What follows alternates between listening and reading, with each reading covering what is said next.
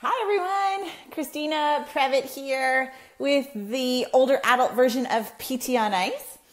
You'll notice that I am trying out some different lighting. As a business owner, we try some video marketing stuff, and so I'm using a new light. I hope that you are all having an amazing week, and it is already Wednesday. In terms of upcoming courses, Justin Dunaway is starting his persistent pain online course May 7th. So if you're thinking about jumping onto his course, the time is running out. So make sure you try and do that. Today, I thought I would talk a little bit about FRIDS. So fall risk increasing drugs.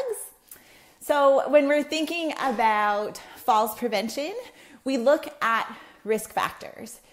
The statistics on falls prevention are not new. We know that 1 in 3 older adults will experience a fall if they're over the age of 65 each year. Injurious falls happen in about 51% of those cases. And so trying to mitigate risk factors and ensure that we are doing everything that we can to try and prevent falls from happening is super important. As a physiotherapist that's working in an outpatient setting, working primarily with older adults, I often get clients coming in who are very medically complicated. We know that age is a risk factor for a whole slew of chronic conditions. And when we have those diagnoses, whether it be heart disease, mental health issues, diabetes, they're all associated with different medications. And the more medications we have, the more likely we are to have those interactions. And even though drug prescription is not necessarily directly in PT's wheelhouse, I know in a variety of settings, in particular home health, it's a necessary component for PTs to be doing a medication review, running interactions, and making sure that we are aware of any potential dangers that our clients are experiencing. I was doing a little bit of research, and there was a really nice working group that had come together to do systematic reviews and meta-analyses on different falls risk increasing drugs. And it got published this month. And I can put the link to the 3 scope or systematic reviews below in the comments. So they broke up the falls risk increasing drugs into 3 subcategories.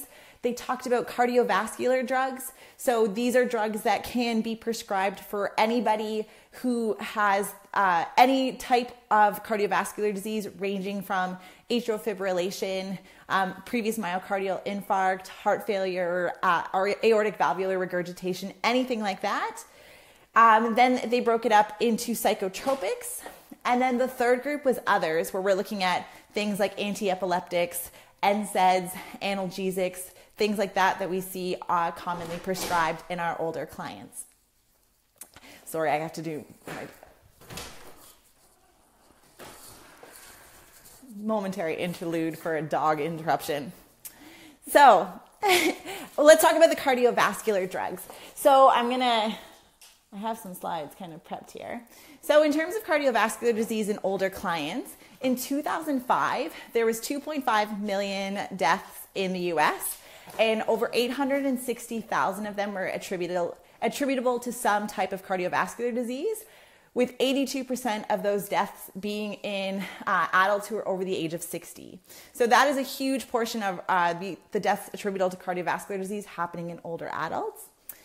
80 million Americans have at least one form of cardiovascular disease, and the risk of myocardial infarct is 7 times higher in people who are 65 to 74 than for people who are in the 35 to 44 age group. So it's super, super important.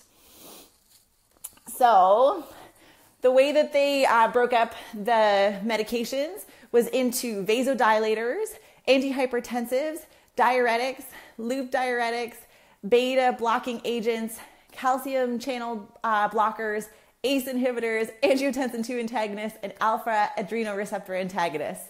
All these crazy names that we see all the time.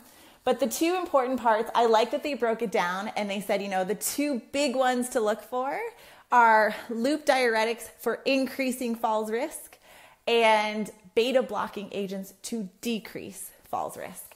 And so the way that they did this, So a loop diuretic is a more intense diuretic.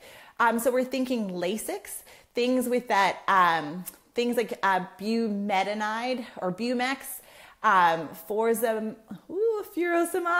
which is Lasix, and ethoscrinic acid. Oh my gosh, I'm butchering these names. Edecrine. These are diuretics that are sodium and potassium channel blockers that act on the loop of Henle of the kidney. They're often diagnosed as an antihypertensive or to decrease edema for people who have congestive heart failure or chronic kidney disease. And there was about a 40% increased risk for people who were on loop diuretics. Interesting, people who were not on loop diuretics and were actually on standard diuretics did not have that falls risk increased. So it's just this specific subclass of medications that seems to have some implications in falls and unsteadiness. The other implication is that if individuals are at increased risk of falls when on these medications, the other thing is that they're also at increased risk for fracture, because what we know about loop diuretics is that they can have a negative impact on bone mineral density. So not only is the increased falls risk present, now with those people who have had falls, we're more worried about an injury or a negative soliloquy happening from that fall. So really important for us to be doing a medication review and seeing if some of those Lasix are present in our clients. The other thing that they were talking about was beta blockers having a protective effect. And what beta blockers do, for a quick review, is that it blocks the effects of catecholamines, so epinephrine and norepinephrine, causing the heart to beat more slowly. For people working with older adults or adults in general on beta blockers, we know that because of this blunted heart rate response, when we're thinking about cardiac rehabilitation and prescription of exercise programs, we often can't use heart rate as a measure of intensity because we aren't going to have that same response. But in relation to falls prevention, it might be something that's protective.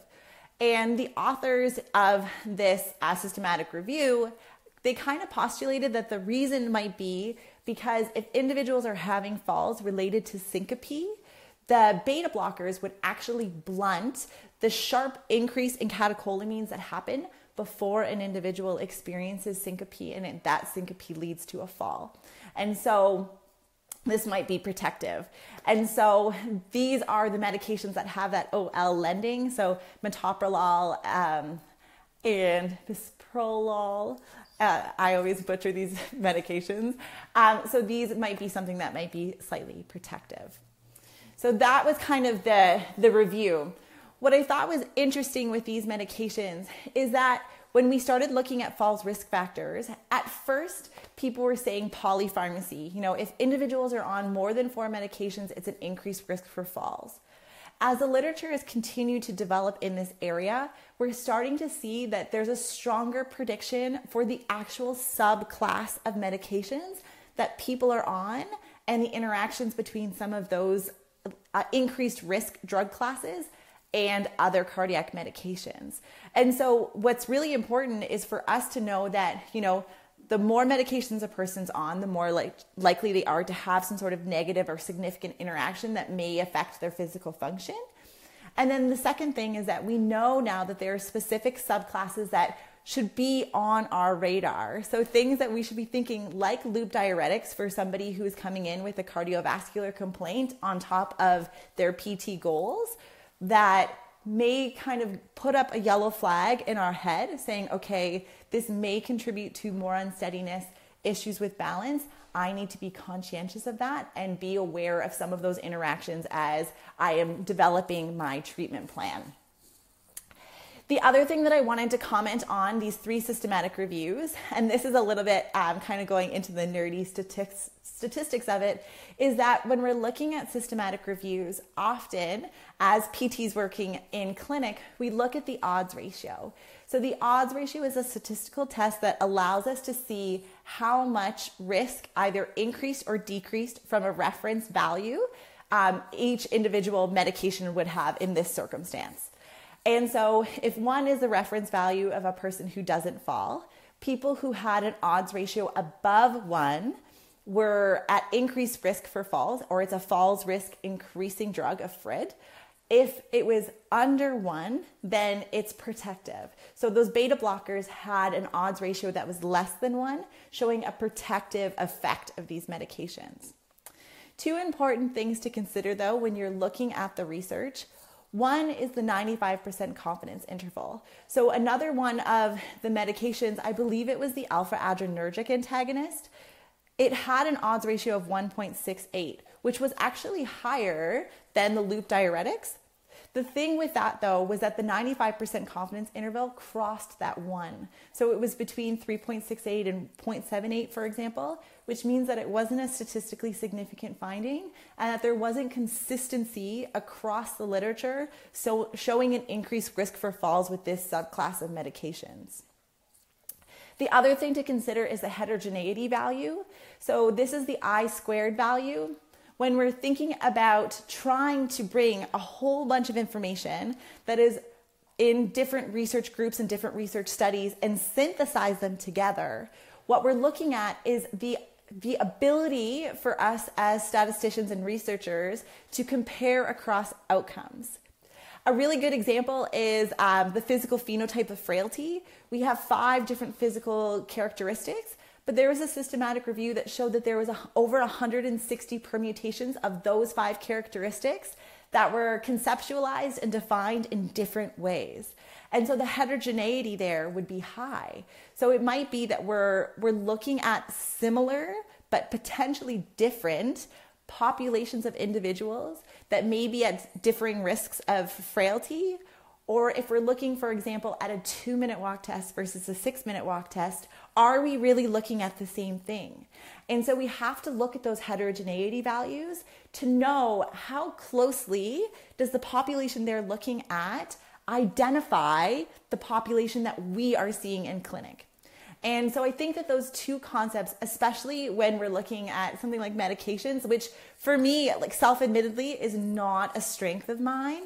And I rely on, colleagues that can help me when I'm having troubles with some of these interactions or some of the medications, and I get a lot of help from other clinicians.